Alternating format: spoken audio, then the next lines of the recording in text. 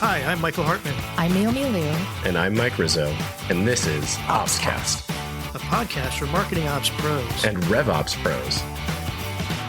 Created by the Mo Pros, the #1 community for marketing operations professionals. Tune in to each episode as we chat with real professionals to help elevate you in your marketing operations career.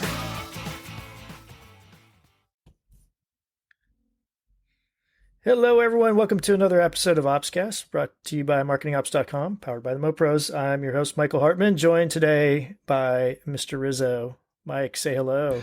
Hey, everybody. It's been a while since we had an epised push, but we've all been super slammed, and I'm excited for this one because we have some awesome people to join us for a return.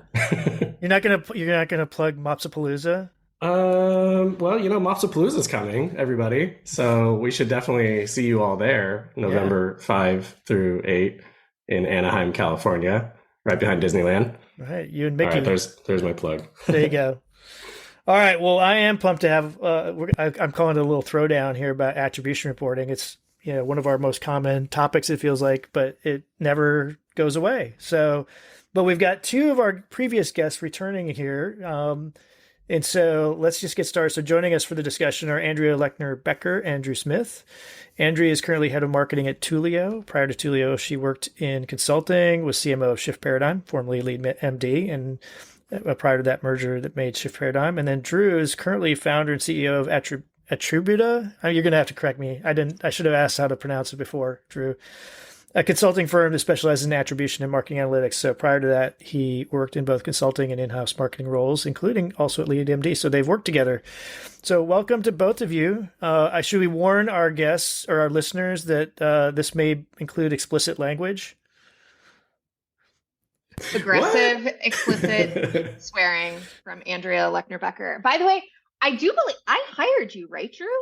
Or yes. You were my hiring. No, you hired me at LeadMD, and I still tell everybody that I talk to about my time there that you were the absolute best manager and mentor I've ever had in my entire life. So there's a lot of love here. Yeah.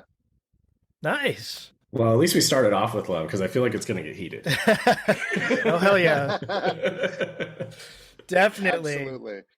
Well, so let's get everyone oriented on how this episode came about. So it started, I couldn't get the exact date, Drew, but you made a post on LinkedIn sometime in February of 2023. And I'm just going to read it because I don't want to paraphrase. That said the following: if you're tired of hearing about marketing attribution, I can assure you that the topic isn't going away. There are new players in the space spinning up new tools and platforms, and existing players in the space are creating some cool new innovations. Attribution is here to stay and is going to become more and more of a must-have for data-driven organizations. And as is wont to happen on social media, Andrea and I, for sure, both commented initially with some critiques of attribution reporting. And actually, I said, hey, we'd love to get a simple update on the state of the technology and what you're talking about. So how about we start with that, Drew? Like, when you brought that up, like, what were some of the platforms or sort of shifts that you're seeing in the space that you were referring to? Yeah, absolutely. So, so I think there's a couple of obviously, I'm at Adobe Summit this week, and there were some announcements for Marketo Measure, some innovations that they have coming up, which one of them is Marketo Measure Ultimate that they announced, which is basically going to allow Marketo Measure to integrate with tons of other platforms that it doesn't already integrate with. So massive upgrade and shift in their technology. Also, this was also announced at Adobe Summit this week, but this is also some stuff that hasn't necessarily been announced yet by platforms, but I can tell you that I've talked to other platforms and it's coming, which is AI and machine learning. And so there's some announcements with Marketo Measure this week about AI and machine learning, and other platforms are going to be getting on the AI and machine learning train very, very soon. I know for a fact that it's being worked on. So those are some of the big things that are coming right now, or that have already been announced.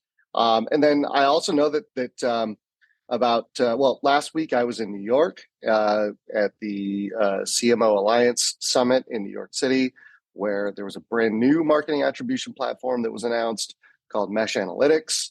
And then I've spoken to a couple of others that are also very, very early stage that people probably haven't heard about yet, but are coming soon. So new players in the space and a lot of new innovation in the space. So in the new players, the one that launched last week and the couple of the others that I've talked to, they're well funded. I mean, they've got good backing. They're with accelerators like Y Combinator. So there's a lot of money being invested in attribution generally right now. And so I think it's like I said in the post, it's not going away. It's not going anywhere. So maybe it would help to probably size what attribution software is, right? Because you have what we're really talking about in terms of the job to be done or the use case, just to be blunt, is proving, or maybe I'll just put it to you, Drew, how would you define, when we talk about attribution as a category or as maybe a job to be done, a use case, whatever frame you want to use, how do you define it with customers? Yeah, there's a couple different ways I define it with customers. So one of them is simply telling a story about how an opportunity or a deal came to be. What was the journey for this opportunity? Did it interact with marketing? Did it interact with sales? Did BDRs play a role? It's basically creating a novel, Andrea, you like the novel analogy here, of how an opportunity came to be with various engagement points or touch points or whatever you want to call it as the various chapters in that novel. And that's really the most simple way to describe what attribution is. Now, if you get a little bit deeper and more granular into it, then it gets into what was the value of each individual, financial value of each individual chapter along that journey, right? So in a novel, some chapters move the storyline further than others, right? So how would you assign a financial value to each one of those chapters in the novel? That's what attribution is, in my opinion. Yeah, I like that, because I think that there's HubSpot is technically it's not an attribution tool, but it has attribution components that help you tell that story. Google Analytics is not an attribution tool, but it helps you tell that story in the larger scheme of things. And so aggregate level, right?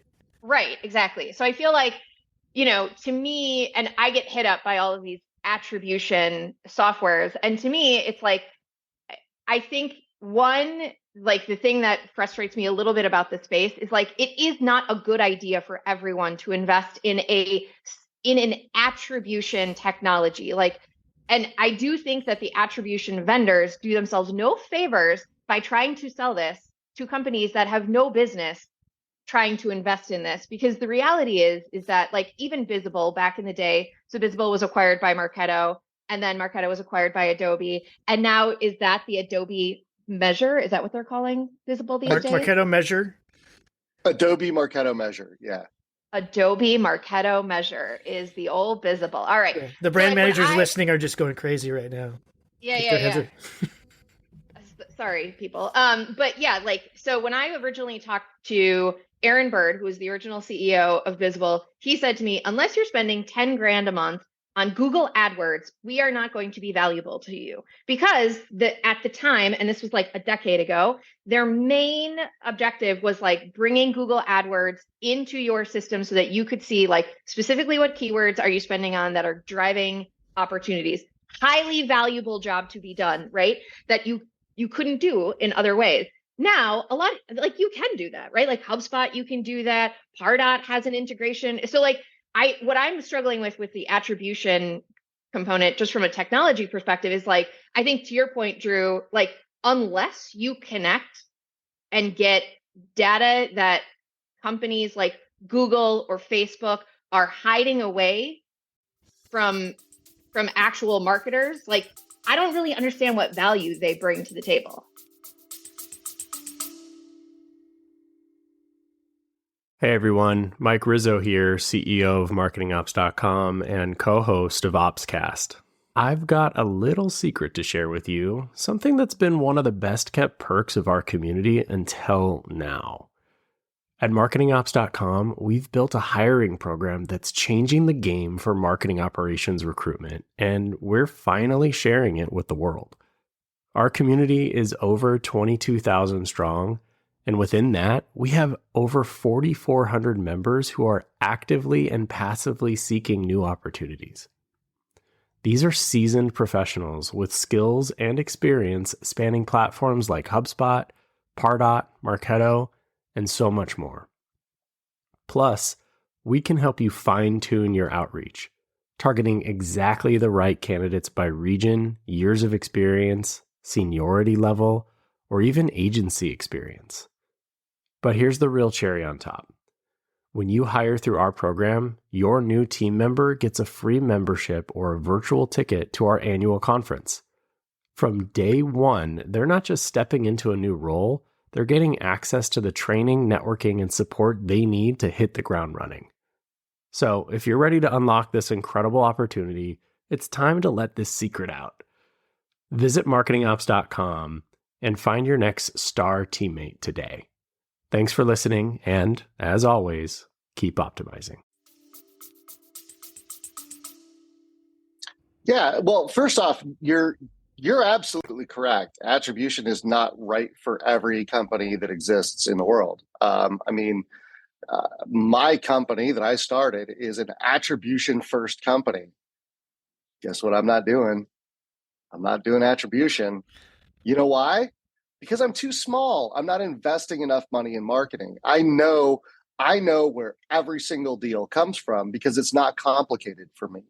When it becomes complicated, that's where attribution becomes valuable. Now, let's also take a step back and acknowledge the fact that like Apple does not give a shit about attribution. Why? They have enough money that they don't care about attribution, right?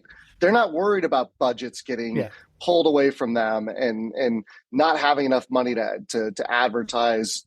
Spending $1 million on a Super Bowl ad is a rounding error, right? Yeah, exactly. So and that's obviously the extreme ends of the scale, right? So, but to Andrea's point, attribution is not right for every company on the planet, and that's coming from somebody whose entire business is founded on the principle that attribution is a net benefit for most organizations.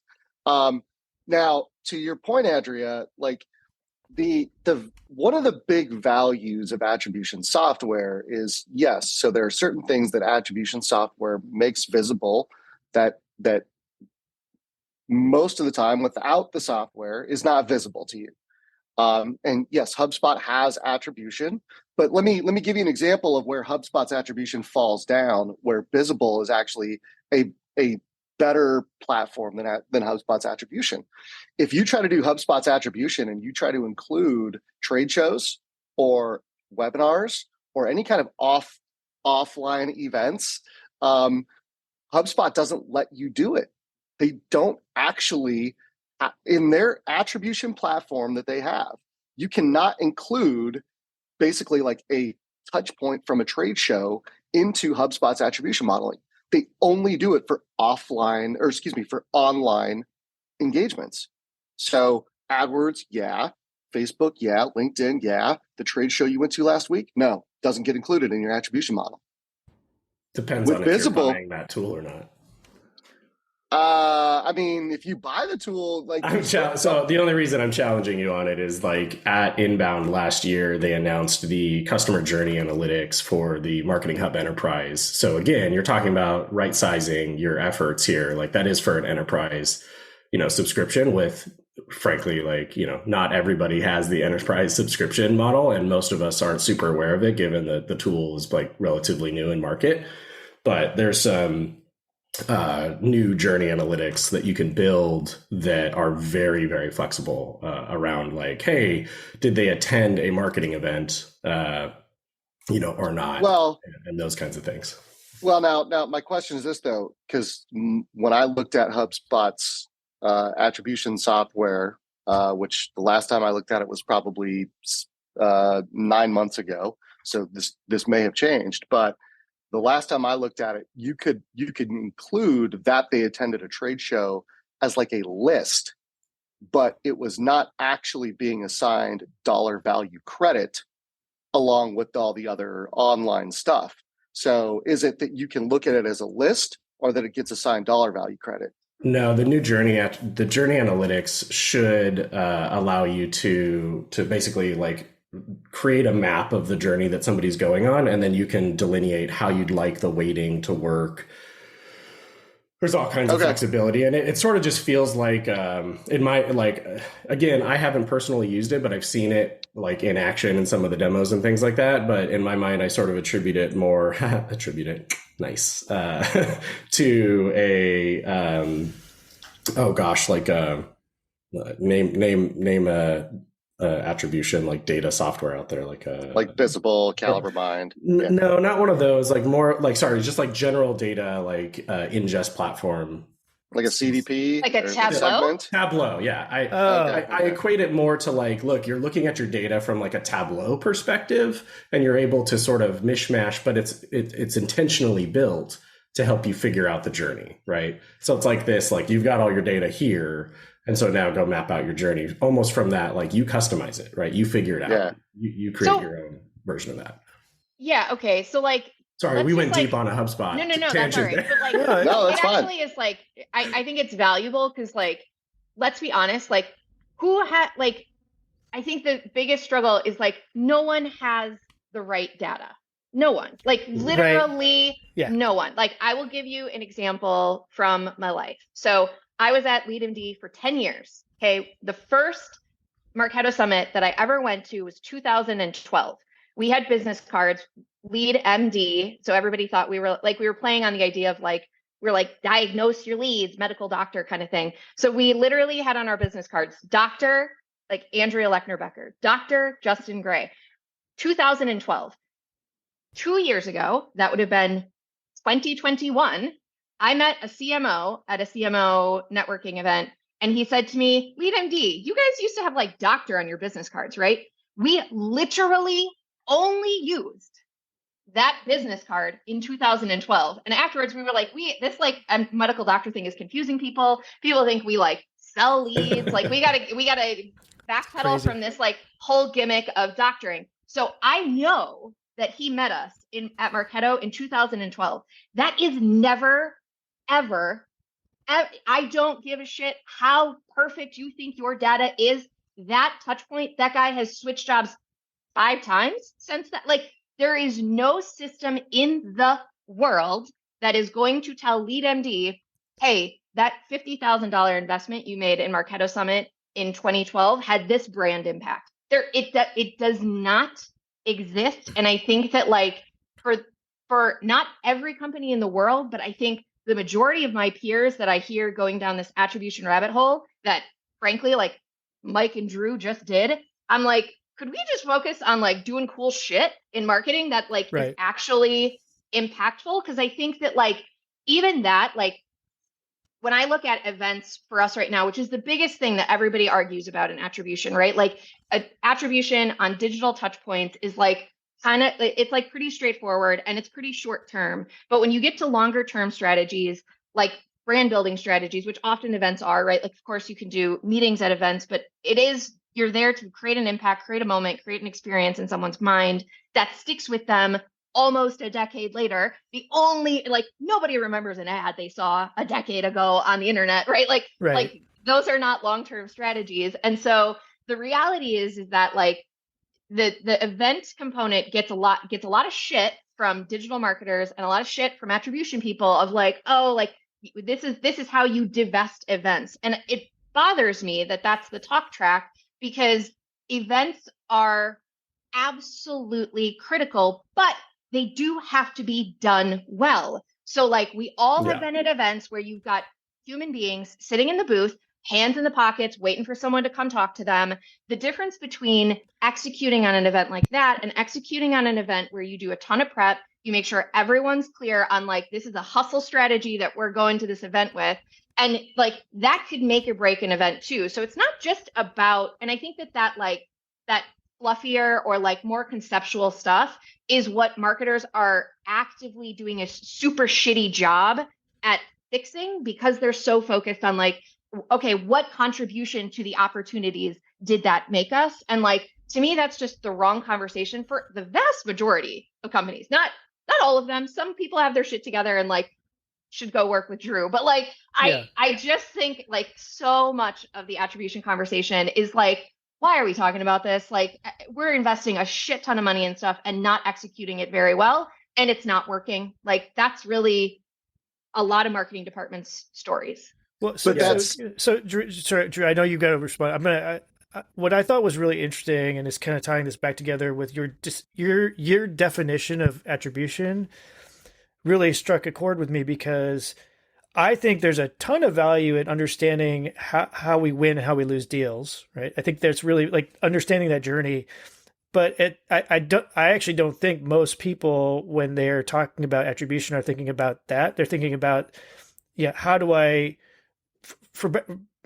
I can't think of a better way to say, like, how do I prove the value of marketing to the business, which is at an aggregate level, and then it's complicated math, and then people roll their eyes. But I think actually the storytelling part is hugely valuable. It's just really hard to do at scale.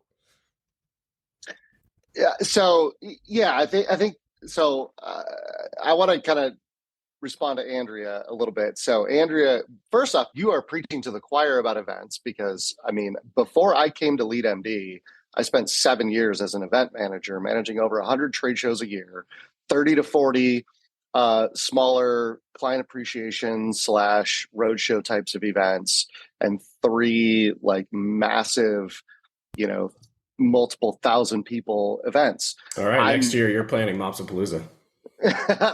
Well, I don't do it anymore because I don't want to do it anymore, Mike. I'll be there, but I don't want to do it. Okay. To your point, Andrea, a lot of people suck at events. They do. I would take it further than just events. It's like a lot of basic blocking and tackling, like following up on leads quickly, right? Things absolutely. Like that. Yeah, absolutely.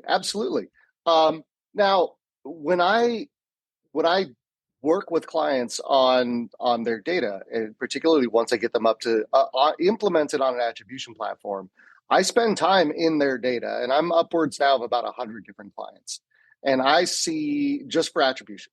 And I've seen clients that like their attribution data shows the value of events. It shows it.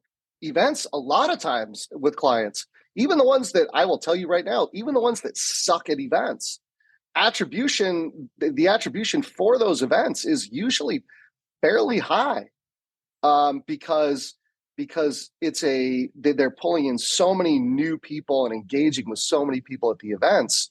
And those people are turning into opportunities, whether they're good at events or not. Sometimes they turn into opportunities.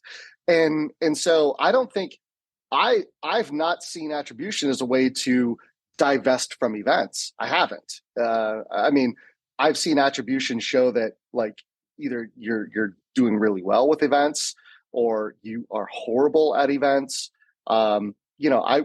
It's funny because one of the channels that I usually see that it's horrible with attribution is content syndication.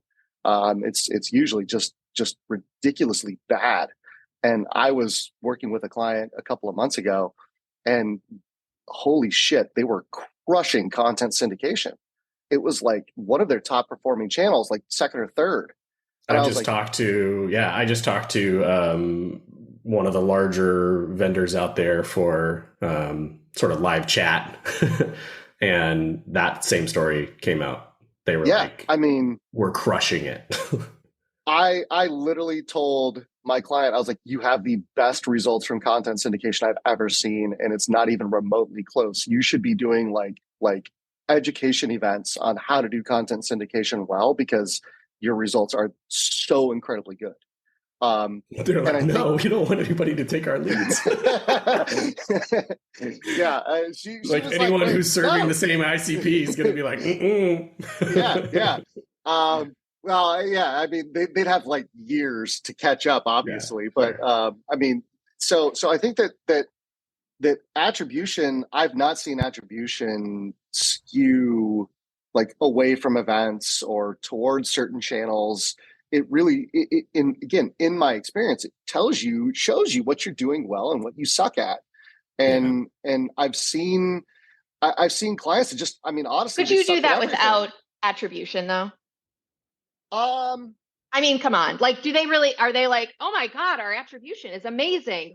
Or like our content syndication is amazing. Like, of course like, come on, right? No, they had no clue. This client had no clue, and they're really good at Marketo. They have Salesforce. They're doing the basics, Andrea, that we used to teach clients to do at LeadMD. That was really good work, and they're doing that stuff, and they had no clue how well content syndication was performing. They just didn't. And I'll use an anecdote to give you an example of where attribution has really helped a client. And this is just one anecdote, but it made a big impact. So I was working with, and Andrea, you'll know the client when I explain it to them. I managed their Visible instance for 5 years. You know who it is. And they worked with their digital agency to launch a new AdWords campaign.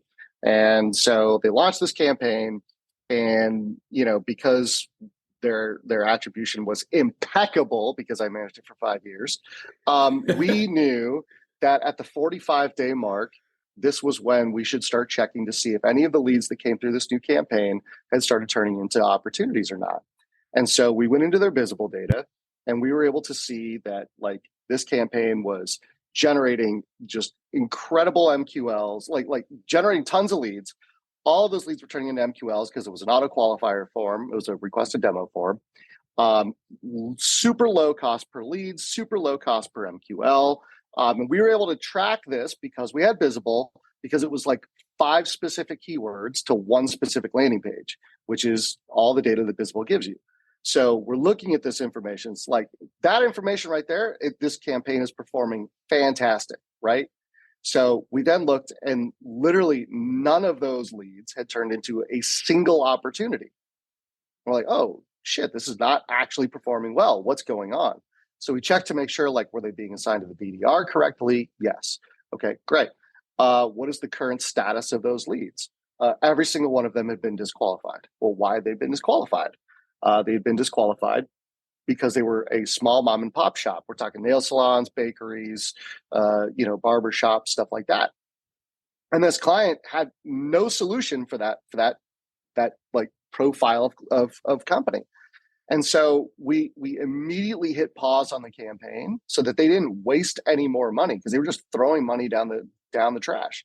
And the only reason that we were able to actually see all of this is because I could run a report that tied these 5 keywords not only to the fact that there was no opportunities, but I could also tie it specifically to their current status in the lead lifecycle, and even the disqualified reason in the lead lifecycle, because we had this data sitting in Salesforce that Visible was pushing into Salesforce, and I could relate it to other stuff, right? So it was super. I mean, this whole analysis took us like 10, 15 minutes over the course of like 3 reports that we built. And so we were able to completely diagnose that this campaign was failing because it was reaching the wrong people, which allowed us to then analyze the copy in the ad and the content on the landing page, and even the image in the landing page, and say, yeah, no, everything's too quaint in the content and the image and in the way that the content on the landing page was, that we had to like help these people self-select out of filling out the form. Mm-hmm. And so we made the changes, and then we were able to go back after the changes and say, okay, did these changes actually make an impact? And the first thing we noticed is fewer leads filling out the form, much higher cost per lead, much higher cost per MQL, but they were starting to turn into opportunities. And so we were able to do that super quickly, super easily. We didn't have to stitch together Excel spreadsheets to make it work. It was just all right there in a couple of reports in Salesforce.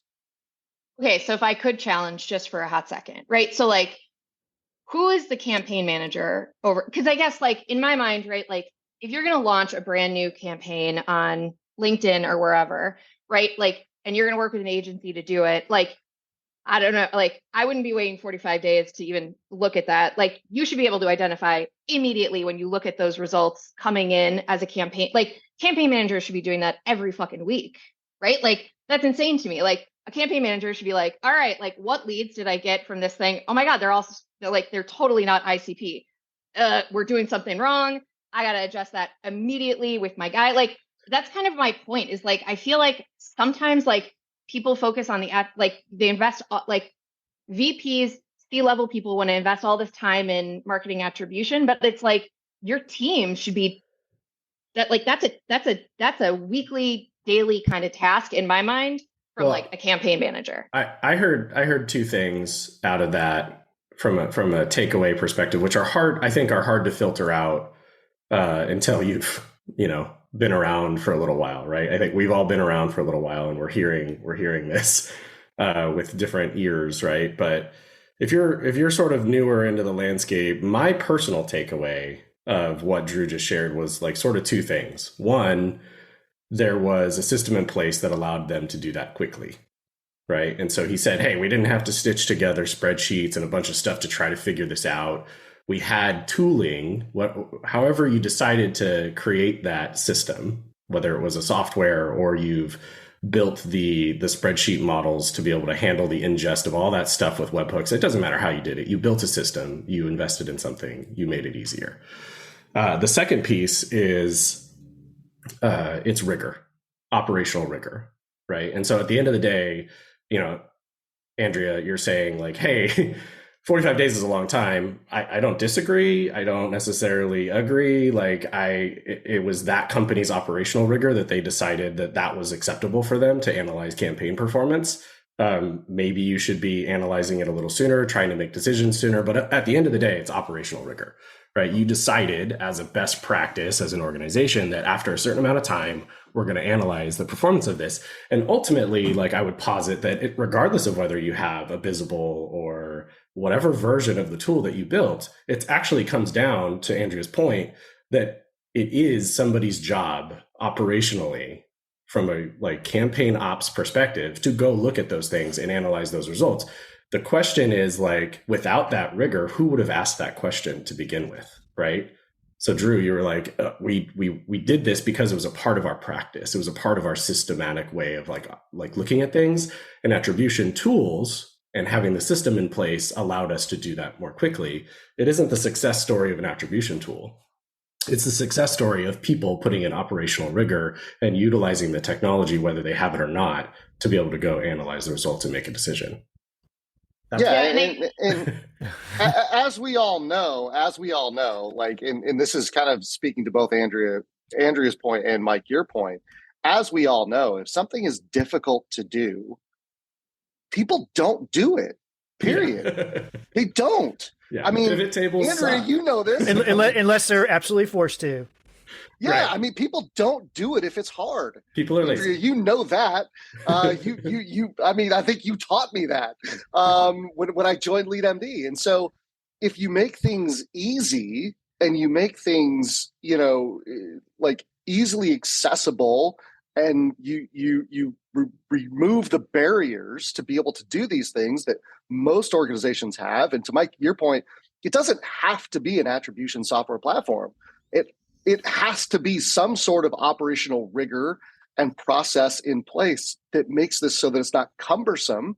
Because if it's cumbersome, people don't do what Andrea said, which is looking into this on a day-to-day basis. But if you make it easy, which is what the attribution platforms do, it makes it easy to look at this on a day-to-day basis or a 30-day basis or a 45-day basis or whatever timeline you deem to be reasonable for your organization and appropriate for your organization, then people do it.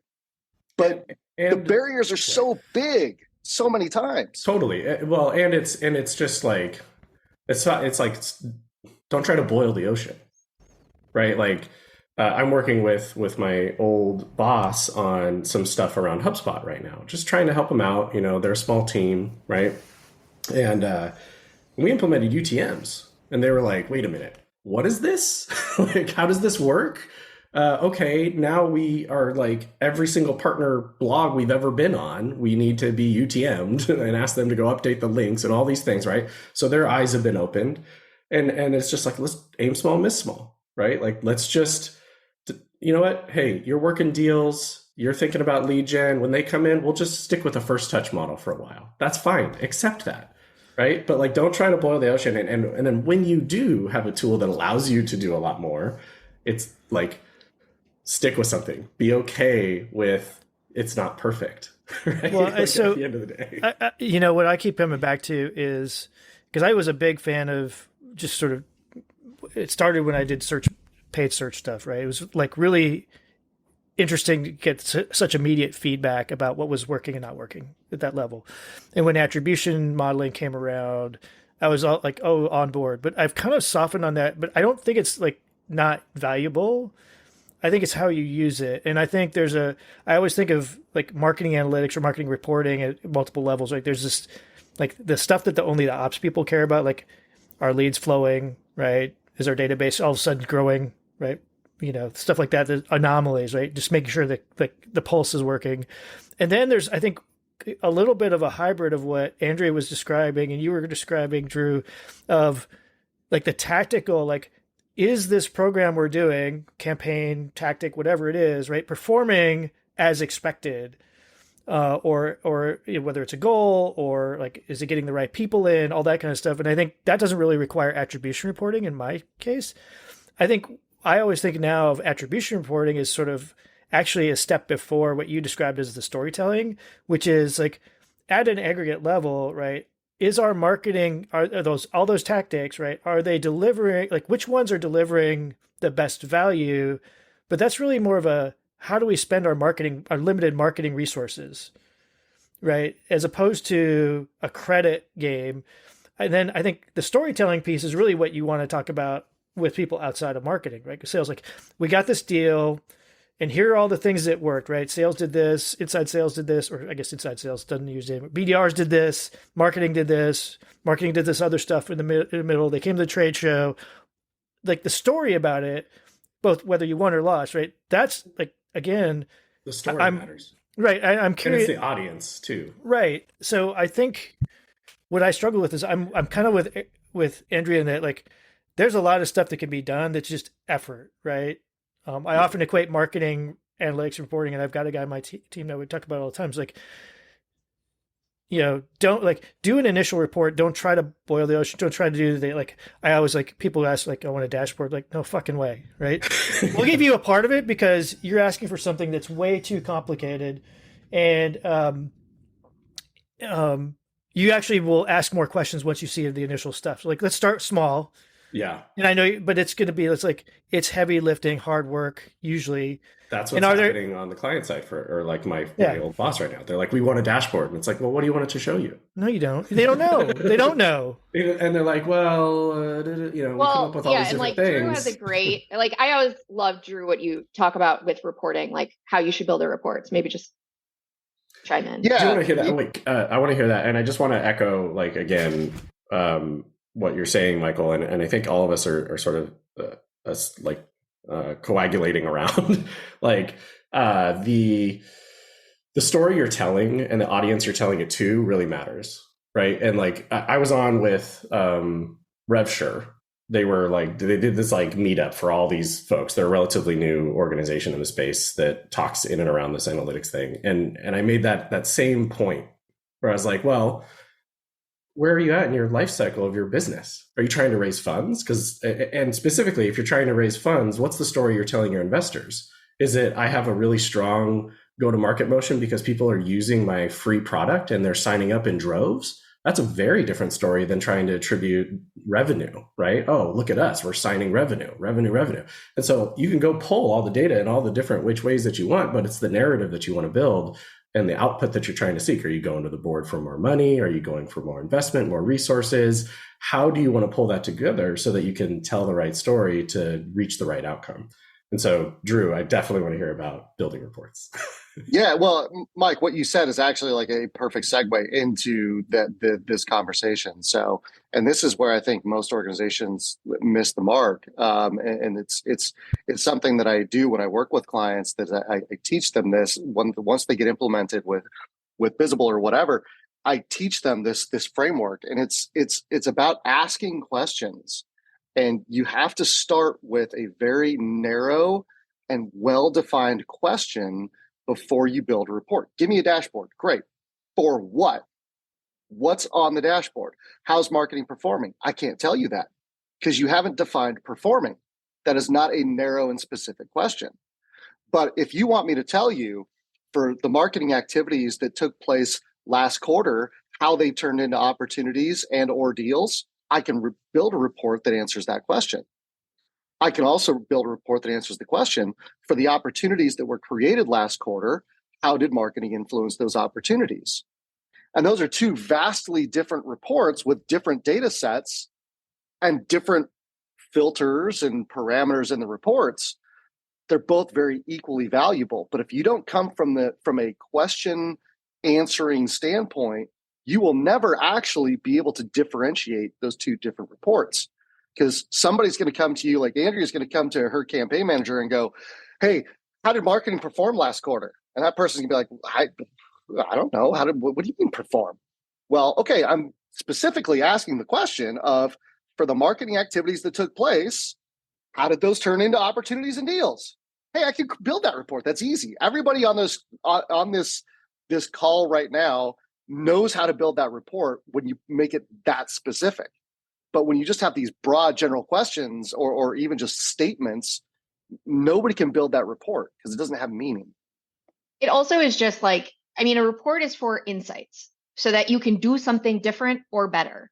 So like one of the ways that I tend to do that with like campaign managers, because I do think you have a good point, Mike, that like everyone's scope is really different, right? Like I've been around a long time at LeadMD. I consulted hundreds of organizations, and then you move to the C-level and you kind of get like totally different insights into different kinds of conversations that are happening, not only at CMOs, but like at CEOs, right? Like, and so I think I do have a point that I want to make there, but like when I talk to younger people about campaigns, like I find that even just like aggregate data is really hard to conceptualize. So like one of the things that I ask them is like, what are the 3 best humans that this touched? And tell me why. Like what resonated with them, do you think, unless you can hop on a call with them, which most people aren't going to do with you, unfortunately, as a little marketer. But like, what do you what's your hypothesis? Like what resonated about what we did that we can like learn and continue to lily pad further on? Because I think that like that's ultimately what reporting or dashboards is trying to do. And I think that a lot of people just like build shit to build shit. And it's like, okay, but like now what? Like we generated 45 leads from that LinkedIn campaign. Okay, is that better or worse than last month? Is that better or worse than last year? Is there seasonality to our business, to our campaigning that we're seeing come through? Like that level of detail, again, like my opinion is that too many people are getting sucked into like the technology conversation and losing those conversations that are the actual valuable ones. Yeah, totally. And like one of the this happened recently where I was provided a data set based on some like product usage data, and it was just sort of handed over from the product person. And they're like, "Look, I pulled all this stuff. Here's the results from like year over year." Da da da da da da. And I was like, "And now what? Like, what am I supposed to do with this?" I had like as this marketing type person, right? Like what do you want me? What is your expectation of sharing this information? And you know what I ended up doing? I'm going to totally bridge into like a little bit of this AI world that we're all dealing with right now. I ended up just copy pasting that data table, putting it into GPT and going, what can you tell me about this data set? And it did a little of its own analysis and said, oh, here's a year over year thing. And then it started to get me to think about, well, what other questions could I be asking? Mm-hmm. And so I don't want to plug for all those tools that are out there, but if you're a little stuck right now and you got blank paper syndrome, go for it. Plug that data set in and say, what can you tell me? And then get your brain churning on, well, what questions should I be asking? Because to your point, Andrea, like when you're earlier in your career, that's really hard to like, what questions should I be asking, right? Because your executives are so far removed at this point that if they're not coming to you with any type of request, and you're provided the ocean of data that you can just go analyze, you have to know what to ask, or you just have to be inquisitive enough to try to come up with a question.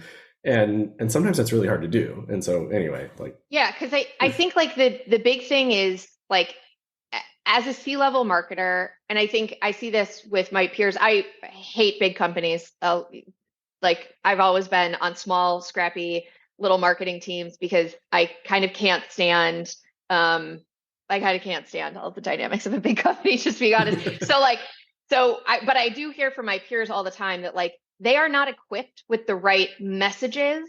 And I think that that's part of the problem, right? Is like, they've invested in all of these tools, but they still are just, now they have like a shit ton of data and a shit ton of reporting, but they still aren't gathering the insights that they need from their teams, and no one's bubbling up so that they can't say like, hey, we optimized our digital advertising this quarter by 12% doing these types of things.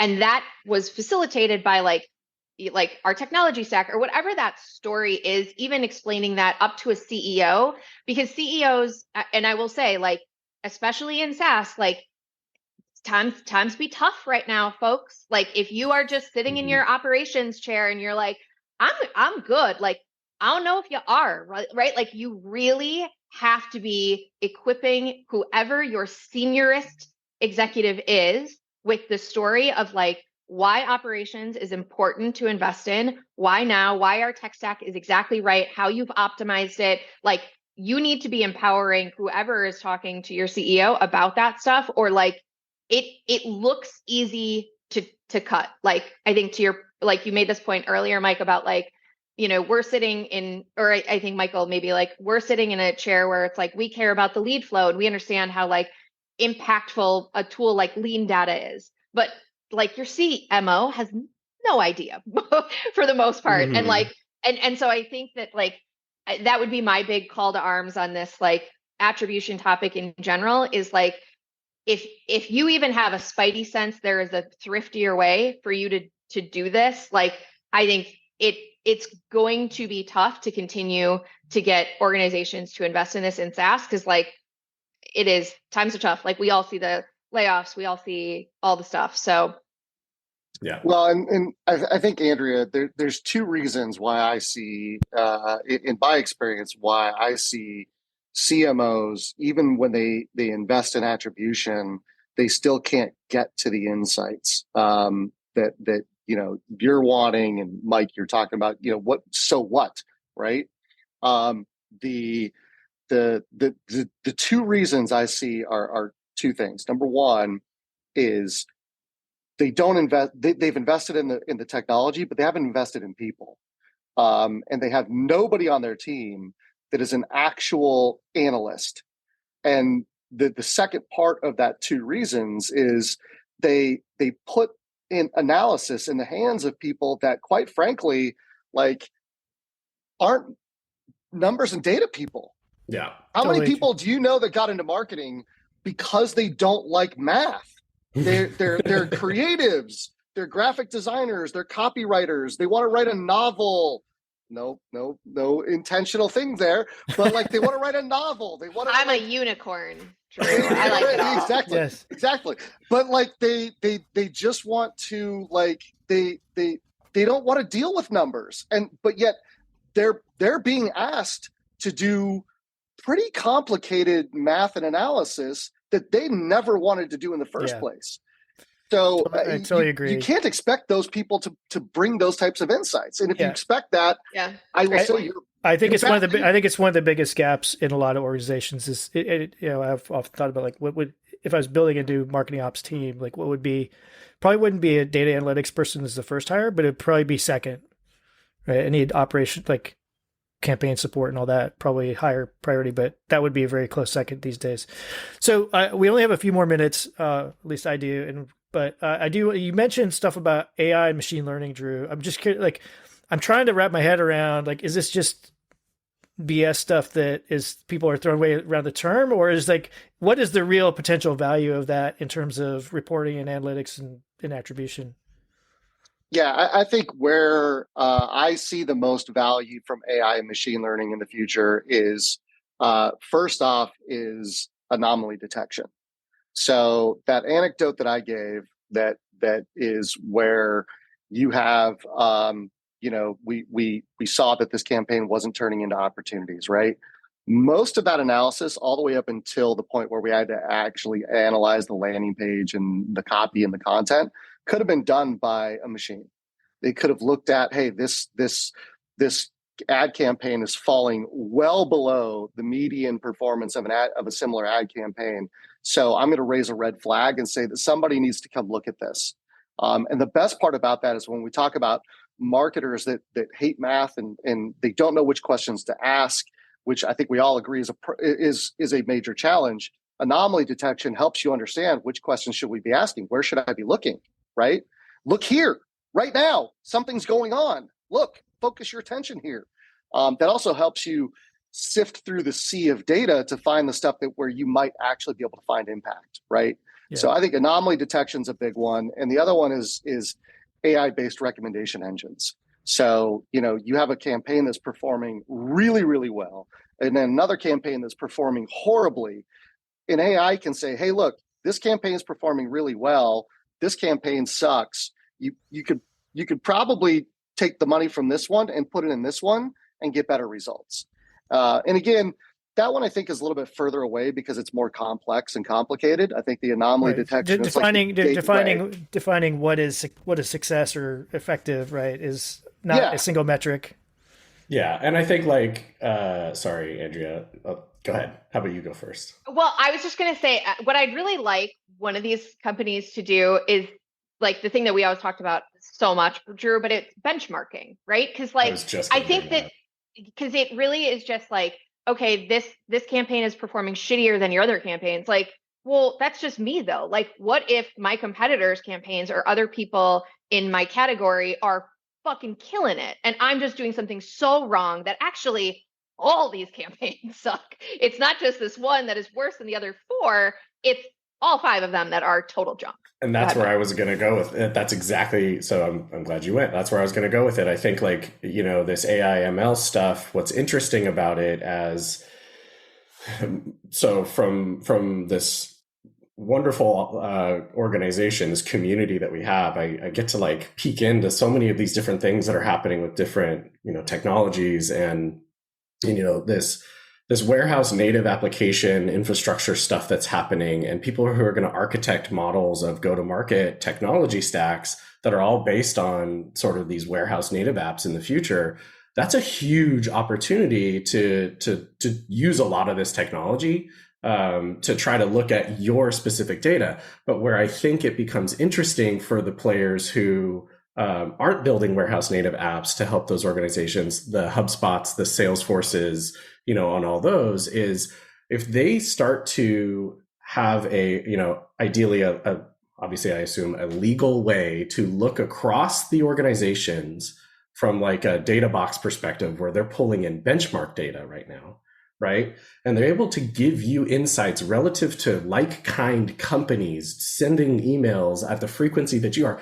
This stuff at scale is only doable with AI and ML, and it's only doable on SaaS platforms that are built across lots of organizations. If you move into the future where people are building their tech stack on their own data warehouse and you're large enough, that could be really interesting for you, but you end up losing that contextual value that Andrea just brought up, which is ideally in the future, AI ML applications at the SaaS level are looking across their entire client base within your specific vertical, and they're able to give you insights that say, hey, just so you know, you're underperforming, not just on your own performance, but relative to the norm of those in your category.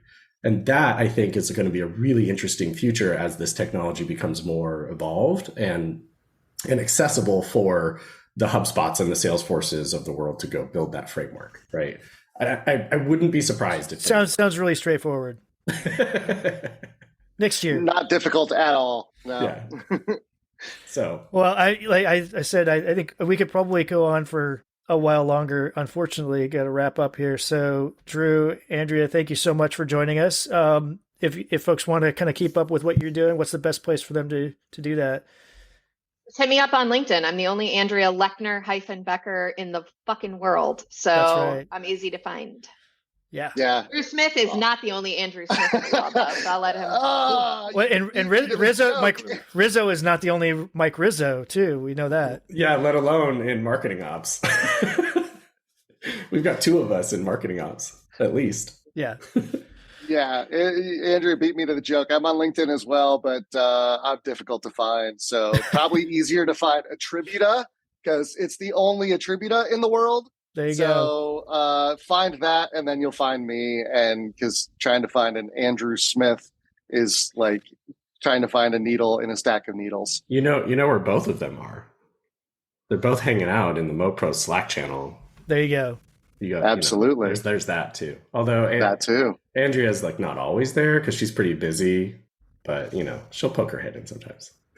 she's big time. She's big I'll time. respond to direct messages. Yeah, she does. She does. I'm just all right. Well, hey, thanks so much to all our listeners. Thank you, and hope you enjoyed this. We'll see you next time. Bye, everyone. All right. Bye. Thanks, all. See you. Thanks, everybody.